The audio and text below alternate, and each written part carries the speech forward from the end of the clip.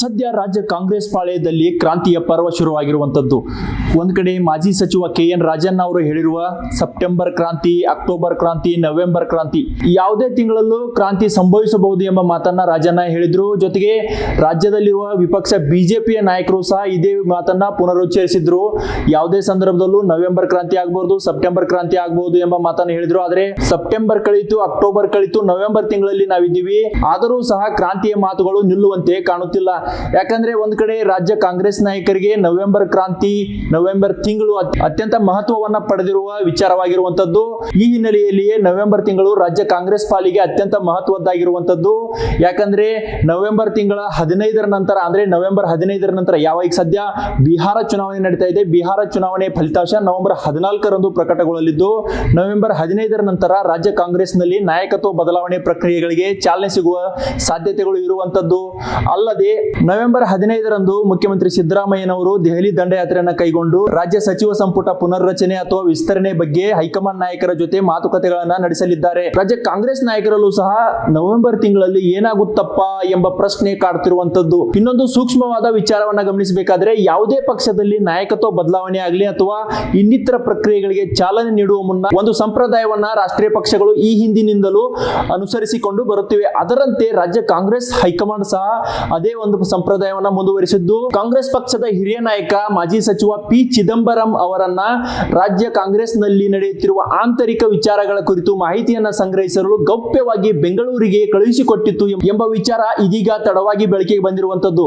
ಯಾಕಂದ್ರೆ ರಾಜ್ಯದಲ್ಲಿ ನಾಯಕತ್ವ ಬದಲಾವಣೆಗೆ ಮುನ್ನ ರಾಜ್ಯದ ಕಾಂಗ್ರೆಸ್ ಪಕ್ಷದ ಆಂತರಿಕ ವಿಚಾರಗಳಲ್ಲಿ ಯಾರೆಲ್ಲ ಯಾವ ರೀತಿಯಾಗಿ ನಡೆದುಕೊಂಡಿದ್ದಾರೆ, ಪಕ್ಷಕ್ಕೆ ಯಾವ ರೀತಿಯಾಗಿ ಲಾಭ ಮಾಡಿದ್ದಾರೆ, ಜೊತೆಗೆ ಸರ್ಕಾರಕ್ಕೆ ಯಾವ ರೀತಿಯಾದ ಹೆಸರು ಇದೆ, ಜನಾಭಿಪ್ರಾಯ ಸರ್ಕಾರ ಎಷ್ಟರ ಮಟ್ಟಿಗೆ ಗಳಿಸಿಕೊಂಡಿದೆ ಎಂಬ ವಿಚಾರಗಳು ಸೇರಿದಂತೆ ಹೀಗೆ ಹಲವು ಪಕ್ಷದ ಆಂತರಿಕ ವಿಚಾರಗಳ ಕುರಿತು ಪಿ ಚಿದಂಬರಂ ಬೆಂಗಳೂರಿನ ಖಾಸಗಿ ಹೋಟೆಲ್ ನಲ್ಲಿ ಇದ್ದು ಸಂಪೂರ್ಣ ಮಾಹಿತಿಯನ್ನ ಕಲೆ ಹಾಕಿ, ಜೊತೆಗೆ ಪಕ್ಷದ ಕೆಲವು ಆಯ್ದ ಮುಖಂಡರ ಜೊತೆ ಸಭೆಯನ್ನ ನಡೆಸಿದ್ದಾರೆ ಎಂಬ ಮಾಹಿತಿಯು ಇದೀಗ ಲಭ್ಯವಾಗಿರುವಂತದ್ದು. ಇದೇ ನವೆಂಬರ್ ತಿಂಗಳಲ್ಲಿ ಕ್ರಾಂತಿಯ ಚರ್ಚೆಗಳು ನಡೆಯುತ್ತಿರುವ ಹೊತ್ತಿನಲ್ಲಿ ಕಾಂಗ್ರೆಸ್ ಹೈಕಮಾಂಡ್ ಈ ರೀತಿಯ ಜಾಣ ನಡೆಯನ್ನ ಅನುಸರಿಸಿರುವಂತದ್ದು. ಯಾಕಂದ್ರೆ ಯಾರಿಗೂ ತಿಳಿಯದಂತೆ ಗೌಪ್ಯವಾಗಿ, ರಹಸ್ಯವಾಗಿ ಕಾಂಗ್ರೆಸ್ ಪಕ್ಷದ ಇಡೀ ಕಾಂಗ್ರೆಸ್ ರಾಜ್ಯ ಸರ್ಕಾರದಲ್ಲಿನ ಆಂತರಿಕ ವಿಚಾರಗಳ ಜೊತೆಗೆ ಪಕ್ಷದಲ್ಲಿರುವ ಗೊಂದಲಗಳ ಬಗ್ಗೆ, ಜೊತೆಗೆ ಅಸಮಾಧಾನದ ಬಗ್ಗೆ, ಬೇಸರದ ಬಗ್ಗೆ ಸಂಪೂರ್ಣ ಮಾಹಿತಿಯನ್ನ ಕಲೆ ಹಾಕಿ ಪಿ ಚಿದಂಬರಂ ಅವರು ಇಲ್ಲಿಯ ಒಂದು ವರದಿಯನ್ನ ಸಿದ್ಧಪಡಿಸಿ ಹೈಕಮಾಂಡ್ ನಾಯಕರನ್ನ ಭೇಟಿಯಾಗಿ ಇಲ್ಲಿಯ ವರದಿಯನ್ನ ಹಸ್ತಾಂತರಿಸಿರುವುದು ರಾಜ್ಯ ರಾಜಕೀಯದಲ್ಲಿ ಸಾಕಷ್ಟು ಸಂಚಲನಕ್ಕೆ ಕಾರಣವಾಗಿರುವಂತದ್ದು.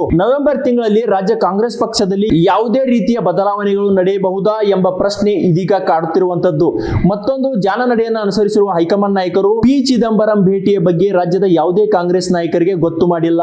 ಕಾಂಗ್ರೆಸ್ ಶಾಸಕರಾಗಲಿ, ಸಚಿವರಾಗಲಿ, ಜೊತೆಗೆ ಕಾರ್ಯಕರ್ತರಾಗಲಿ ಯಾರಿಗೂ ಸಹ ಇದರ ಬಗ್ಗೆ ಮಾಹಿತಿಯನ್ನ ಗೊತ್ತು ಮಾಡಿಲ್ಲ.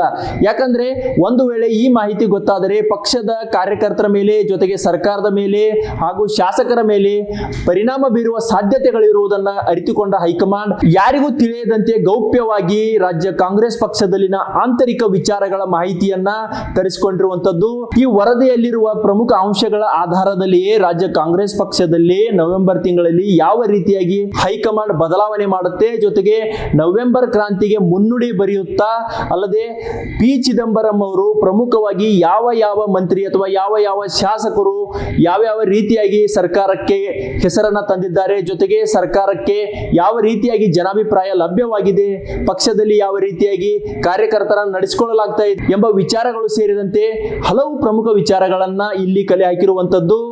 ಈ ಹಿನ್ನೆಲೆಯಲ್ಲಿಯೇ ಪಿ ಚಿದಂಬರಂ ಅವರ ಭೇಟಿಯು ಸಾಕಷ್ಟು ಮಹತ್ವವನ್ನ ಪಡೆದುಕೊಂಡಿದೆ. ಸದ್ಯ ಕಾಂಗ್ರೆಸ್ ಪಕ್ಷದ ನಾಯಕರು ಬಿಹಾರದಲ್ಲಿ ನಡೆಯುತ್ತಿರುವ ಚುನಾವಣಾ ಪ್ರಚಾರ ಸಭೆಗಳಲ್ಲಿ ಭಾಗಿಯಾಗಿರುವುದರಿಂದ ನವೆಂಬರ್ 14ರ ನಂತರ ರಾಜ್ಯ ಕಾಂಗ್ರೆಸ್ ಪಕ್ಷದಲ್ಲಿ ಯಾವ ರೀತಿಯಾದ ಕ್ರಾಂತಿಗಳು ನಡೆಯುತ್ತವೆ, ಯಾವ ರೀತಿಯಾದ ಬದಲಾವಣೆಗಳು ನಡೆಯುತ್ತವೆ, ಜೊತೆಗೆ ಯಾವ ರೀತಿಯಾದ ಸಚಿವ ಸಂಪುಟ ವಿಸ್ತರಣೆ ಆಗುತ್ತಾ ಅಥವಾ ಪುನರ್ರಚನೆ ಆಗುತ್ತಾ ಅಥವಾ ನಾಯಕತ್ವ ಬದಲಾವಣೆ ಆಗುತ್ತಾ ಅನ್ನೋದನ್ನ ಕಾದು ನೋಡಬೇಕಾಗಿದೆ. ನಿರಂತರ ಅಪ್ಡೇಟ್ಸ್ ಗಳಿಗಾಗಿ ನೋಡ್ತಾ ಇರಿ ಪ್ರತಿಧ್ವನಿ ನ್ಯೂಸ್.